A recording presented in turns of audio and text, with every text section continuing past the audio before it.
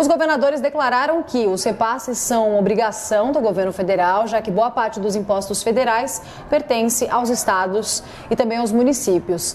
Caio, como é que você avalia essa reação em cadeia que a gente acompanhou dos governadores? A postagem de Jair Bolsonaro passa qual tipo de mensagem para os estados? Eu vou usar como exemplo o vergonhoso e inadmissível colapso na saúde do Rio Grande do Sul, estendendo aí toda a minha solidariedade às vítimas da Covid-19 e os seus familiares, desse estado que é tão querido para mim.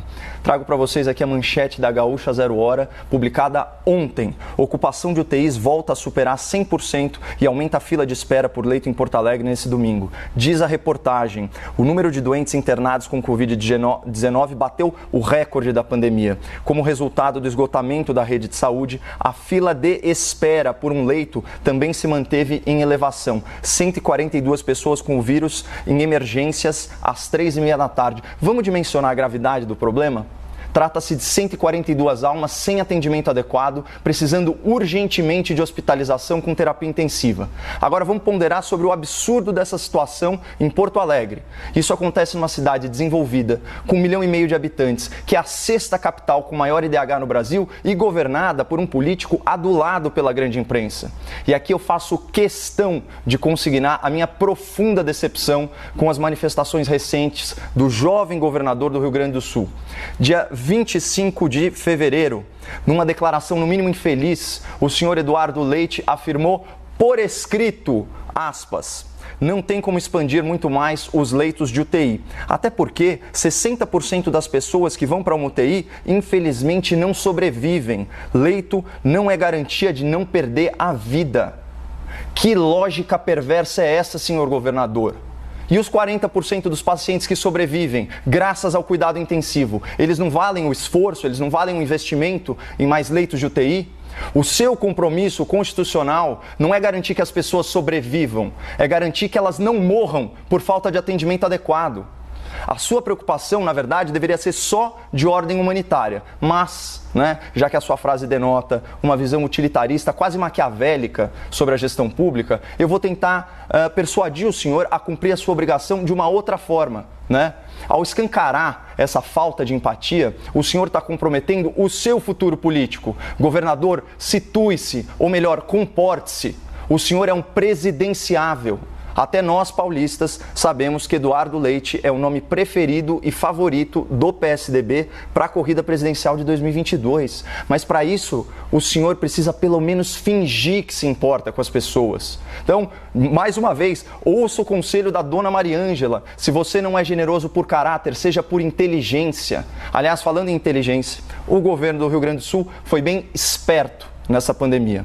O consultor de empresas, Matheus Bandeira, que é ex-secretário do Tesouro, ex-presidente do Banrisul, ele publicou o levantamento sobre os repasses bilionários recebidos pelo governo gaúcho a título extraordinário de enfrentamento à pandemia. Foram quase 1,940 bilhão de reais para aplicação livre, mais de 830 milhões carimbados para a saúde e mais de 5 bilhões em rolamento da dívida. Então, no total, foram 7,930 bilhão de reais em verbas federais extraordinárias que encheram os cofres gaúchos. Então, para vocês terem uma ideia aqui, em valores oficiais da cidade de São Paulo, vocês fazem ideia de quanto custa a diária de um leito de UTI, como esses aí que o governador Eduardo Leite desprezou? Apenas R$ 2.100 por dia. Então, quem enfiou quase 8 bilhões de reais no caixa, podia ter reservado uma parte para cuidar melhor dos pacientes gaúchos, não é verdade? Mas não. O que fez o jovem governador gaúcho, aí com toda a sua jovialidade e esperteza? Ele usou os recursos extraordinários do governo federal para pagar despesas correntes do Estado.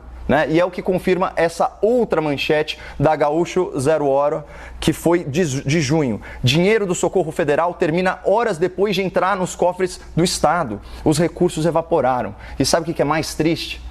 Olha esses mesmos fatos noticiados pelo jornalismo amestrado, para usar a expressão do nosso colega Políbio Braga. Como o governo Eduardo Leite conseguiu colocar as contas em dia depois de 2 anos? É fácil de responder. Com dinheiro do governo federal, desviando recursos que poderiam ter sido alocados no enfrentamento à pandemia. Fácil, né? Só que a conta chegou agora e ela foi cobrada em vidas humanas perdidas na fila de atendimento dos hospitais de Porto Alegre. E esse é só o caso dos gaúchos. Agora, essa lógica ela se repete por todo o Brasil, né? Segundo o Banco Central, mais de 38 bilhões de reais repassados pelo governo federal sequer foram gastos em 2020 e estão aí recheando os cofres de estados e prefeituras. Muitos governadores e muitos prefeitos se aproveitaram fiscalmente da pandemia, não incrementaram de forma adequada seus sistemas de saúde e agora, com apoio maciço da imprensa militante, jogam toda a responsabilidade da sua negligência na saúde nas costas do governo federal. Então, do ponto de vista fiscal, essa pandemia fez o país empobrecer, enquanto estados e municípios enriqueceram.